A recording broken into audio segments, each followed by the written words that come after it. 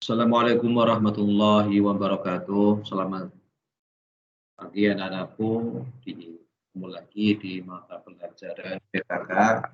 Untuk kali ini Pak Kolek akan membahas lebih detail mengenai eh, servis servis laptop ya. Kalau kemarin kita bahasnya adalah bagaimana instalasi mulai dari membuat bootable-nya, kemudian dilanjut dengan melakukan instalasi. Ya, saya yakin kalian sudah bisa. Ya, kami tunggu pertanyaannya dari anak-anakku.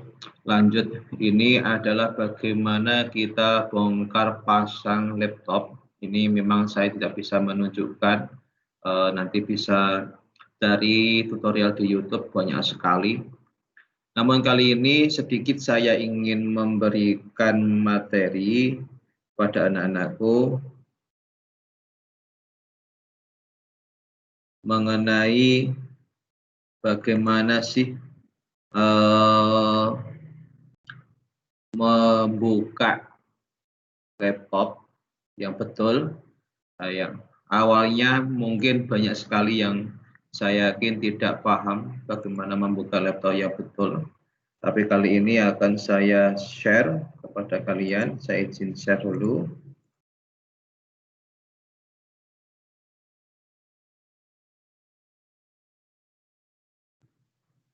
Nah, ini anak-anakku. Pertama, apapun kejadiannya, apapun bentuknya, usahakan kalian ketika ingin membuka hard disk, memasang RAM atau melepas RAM atau apapun lah. Yang paling poin yang saya tekankan adalah lepas baterai terlebih dahulu. Pak, baterai itu ada berapa sih? Ya, ini saya jelaskan. Baterai itu sebetulnya ada tipikal dua, satu tanam. Ya, satu tanam intinya itu tidak mudah untuk dilepas. Ada penguncinya. Yang kedua adalah tipikal baterai tidak tanam. Biasanya baterai yang tidak tanam dimiliki oleh laptop generasi pertama, kedua, dan ketiga, kalau tidak salah seperti itu. Lepas baterainya, apapun yang terjadi, caranya bagaimana? Kalau yang tanam itu biasanya sebelah sini, dua, ada kuncinya. Silakan kalian bisa menggeser kuncinya, kemudian baru bisa membuka seperti ini. Lanjut anak-anakku, ini adalah tempat dummy card atau kita gunakan untuk SD card. Gitu. Nah, lanjut sebelum kita masuk ke yang lain, untuk melepas baterai yang tanam tadi kan ada dua versi, ada tanam yang baterainya bundar, ada yang kotak. Tentunya kalau kalian ingin membuka, pastikan casingnya dibuka lebih dahulu dari belakang. Nah, belakang ke gini. Ya. Ada yang dari depan, Pak. Ada, tapi jarang sekali. Itu. Nah, lanjut. Ini akan membuka cover atau membuka dari belakang. Biasanya di sini banyak sekali kunci-kuncinya. Nah, Pak, bagaimana kita membuka baut? Baut itu apa ya? Mur atau apa itu ya. Nah, caranya bagaimana? Nih. Caranya adalah melakukan atau obeng kita tegak lurus dengan baut tegak lurus. Kemudian upayakan yang satu, contohnya gini, ini tak buka dulu. Contohnya gini, Nah, ini yang sering saya gunakan adalah 3 jari, ya. Ini yang atas megang, ini enggak ada. Oh, ini contoh HP apa? Nah, ini kayak gini, dipegang lurus. Nah, ini diputar-putar. Usahakan ya tetap di dalam rusak, sehingga apa?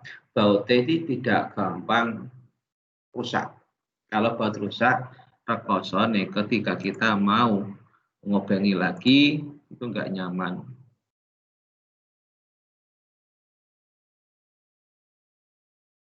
Gitu anak-anakku untuk baterai tadi. Lanjut. Nah, ini yang sudah dilepas baterainya. Nah, di sini anak-anakku ini tempat RAM. RAM atau kita kenal dengan sodium. Kemudian di sini tempat HDD. Pak, nah ini bukan pasangnya ya. Pak, ada enggak fungsi RAM itu bagaimana? Kemudian fungsinya hard disk bagaimana? Ya pasti ada. RAM itu fungsinya adalah tempat akses memori atau kita kenal dengan memori apa? Intinya itu digunakan sebagai apa? Ya kalau saya mengibaratkan itu kekuatan. Memori yang digunakan untuk menyimpan bukan data, melainkan dari OS tersendiri. Kemudian hard disk, nah di sini upayakan hard disk nanti. Nah, hard disk ini upayakan dalam keadaan sehat. Kalau kalian ingin mengecek hard disk, caranya mudah, yaitu dengan menggunakan hard disk Sentinel. Rumus dari hard disk Sentinel anak-anakku, ya, rumus dari hard disk Sentinel anak-anakku yaitu kalian melakukan kesehatannya di atas 80%. Upayakan di 100%. Kenapa? Kalau di bawah 80% biasanya sering mengalami blue screen atau ketika kita melakukan instalasi laptopnya tidak mau. Nah, kalau sudah seperti itu harus diapakan, Pak? Dibuang. Jangan, kalau ada datanya jangan. Ganti di sini, bisa ganti hard disk lain, tapi saran saya sekarang kita sudah mulai migrasi ke SSD, baik itu SSD atau M2-nya. Kita ganti bagian sini, bagian hard disk-nya dengan SSD. Terus hard disk-nya taruh mana, Pak? Nah, hard disk-nya bisa ditaruh di DVD RW-nya.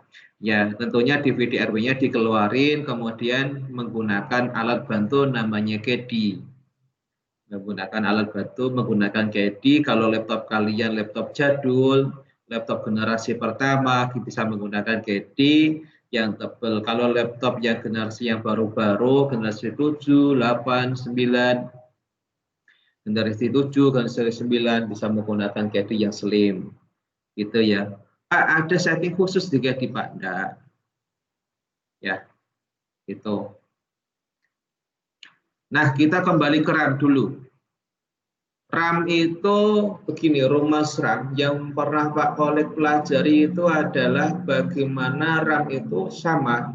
Misalkan gini, kalau di situ DDR-nya DDR3, kemudian PC, ya nanti kamu, misalkan kamu di situ ada slotnya 2, yang satu 4 GB, yang satu 4 GB. Ya 1 juga 4 GB. Usahakan di situ PC ya PC semua, jangan sampai yang satu PC yang satu PCL. Gitu ya. Nah, yang kedua adalah serinya. Misalkan PC 12.800 atau 12.000 atau PCL 12.800, satunya baru 13.000. upayakan di situ sama 13.000 ya satu 13.000 ya satunya 13.000 juga. Jangan sampai yang satunya PC-nya 12.800, satunya 13.000. Nanti yang terjadi apa? Minimal yang terjadi adalah tidak nyambung, artinya kekuatannya tidak bisa maksimal di 4 giga atau mengalami yang namanya black screen. Artinya apa? Mesinnya nyala, cuma di situ layarnya tidak tampil, hitam. Atau gigahertz yang terlalu tinggi. Misalkan ya, di situ PCL ya. PCL biasanya 12.800. Kamu masukin 8 giga, besar ya, 12.8 giga, tapi di situ 13.000. Nanti ngalamin karena gigahertznya tinggi, ngalamin apa? Gambarnya hitam, derjet-derjet, nggak tampil, dan sebagainya. Itu penggunaan RAM. Penggunaan hard disk juga perlu dimaksimalkan, Pak. Perlu. Contohnya bagaimana? Nah, ini yang sering tidak diketahui oleh siswa, yaitu seringkali kita menggunakan hard disk atau penyimpanan di hard disk di C, khususnya di C itu digunakan sebagai alat penyimpanan, bukan alat untuk instalasi aplikasi dan sebagainya. Akibatnya apa? Ketika ngalamin datanya korup sehingga butuhin instalasi, yang terjadi nanti yang C-nya yang akan kena, data kalian yang sudah kalian simpan di C akan rusak atau akan hilang. Nah, kan bisa di backup, betul bisa di backup. Tapi kalau nanti ternyata sender-nya di bawah 80 sehingga kita nggak bisa ngalami atau sender-nya kena, juga kita harus melakukan satu-satunya cara adalah melakukan format semuanya. Nah, kan eman-eman. Ya bisa diakal hard disknya, kalau di eksternal, kemudian dimasukkan di laptop bisa. Mencabut dan mengeluarkan memori. Nah, ini saya jelasin. Mencabut dan mengeluarkan RAM, memori SODIMM kalau kita nggak paham. Kita di sini ya, di sini ada pengait, pengait, nah, bukan pengiat ya, pengait 2.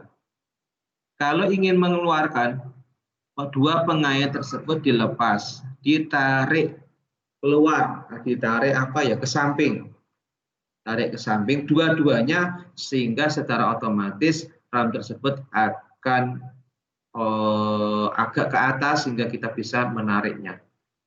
Sedemikian pula ketika kita memasukkan RAM ke laptop juga perlu yang namanya pengaitnya itu dimekarke, bahasa Jawanya itu dimekarke sehingga nanti kita bisa masuk. Pastikan kakinya sini betul-betul masuk ke slot dari RAM-nya. Itu kita masuk di sini adalah WLAN atau kita kenal dengan netcard atau selain netcard itu wireless card dan sebagainya. Nah, Pak, ini ada masalahnya Pak di WLAN. Ada. Misalkan kalian ingin ganti. Misalkan di sini di netcard-nya kalian menggunakan Atheros. Ternyata di laptop kalian tidak menggunakan Atheros. Ya perlu yang namanya kita driver ulang. Tapi ada laptop tertentu yang memang netcard-nya memang harus itu. Contohnya di laptop HP atau compact. Nah, itu. Kelemahannya di HP kan rata-rata kita nggak jelekin sih, cuma biasanya yang ada di HP itu lemah di bagian sinyal WiFi-nya atau kita kenal dengan WLAN-nya. Nah, di WLAN ini ya, kalian yang harus kalian setelah install kok misalkan tidak muncul, masih tombol silang, berarti ada driver yang mungkin belum bisa diterima oleh laptop kalian, sehingga butuh yang namanya driver lain. Pak, sudah di driver lain, Pak, tapi masih nggak bisa, masih kurang sip, ya, masih nggak nyaman. Nah, mungkin masih nggak nyangkol, masih pentong kuning atau gambar silang merah. Nah, kalau sudah seperti itu ya memang WLAN-nya memang nggak cocok. Itu. Kapan kita harus bisa mengganti WLAN? Kapan kita harus mengganti WLAN? Ya, tentunya kalau misalkan memang itu tidak muncul atau ingin sinyalnya lebih kuat, tidak muncul WiFi-nya, kemudian kita membutuhkan sinyal lebih kuat. Di sini nanti harus dimasukkan kabel yang menghubungkan WLAN ke laptop. Nah, ada dua. Nah, ada dua ini kabelnya itu. Yang merah, ada yang putih. Kadang ada yang hijau sama yang merah. Nah, ini harus nancep semua. Itu ya. Itu untuk WLAN. Ini tadi sudah, DVD sudah. Nah, kita masuk ke DVD. Oke. Untuk melepas DVD biasanya di tengah-tengah sini, ya, di tengah-tengah sini ada baut yang mengaitkan casing atau apa ya bahasa casingnya? Ya, casing lah. Casing dengan DVD RW-nya. Nah, untuk melepas bagaimana, Pak? Tentunya bautnya dilepas dulu. Biasanya ada gambar petunjuk kalau itu memang DVD. Setelah ini dilepas, kemudian kita bisa menarik DVD-nya keluar. Dan gitu aja. Itu. Nah, untuk membuka kunci DVD, di sini biasanya ada kuncinya, ya. Di sini biasanya ada kuncinya. Ya, pastikan kalian bisa menggunakan jarum, ya kayak gini. Yang di belakang itu biasanya ada lubang yang digunakan untuk mendorong DVD-nya. Nah, di situ kalian dorong saja menggunakan jarum, kalian bisa membuka tutupnya ini. Itu untuk keterangan awal. Nanti ada keterangan bagaimana sih membuka keyboard, bagaimana sih membuka LCD, bagaimana sih membuka selain keyboard, LCD, fleksibel. Nanti kita akan share di pertemuan yang akan datang. Yang penting kalian belajari dulu, tak paham atau tidak paham bisa kalian tanyakan ke siapa? Ke saya tentunya. Oke anak-anakku, sementara itu dulu pertemuan pagi ini, pertemuan hari ini kalian bisa serius belajarnya untuk pertemuan yang akan datang, dan ada tugas untuk kalian yaitu membuka RAM, membuka DVD, kemudian memasukkan lagi dan memastikan nyala kembali laptopnya, ya, di video itu ya. Tugasnya apa? Masih ingat? Kemarin itu mungkin tidak dengar diri ya. Nah, tugasnya ini membuka DVD, ya, kemudian membuka RAM. Paling tidak RAM-nya dibersihin lah menggunakan penghapus atau setip 2B.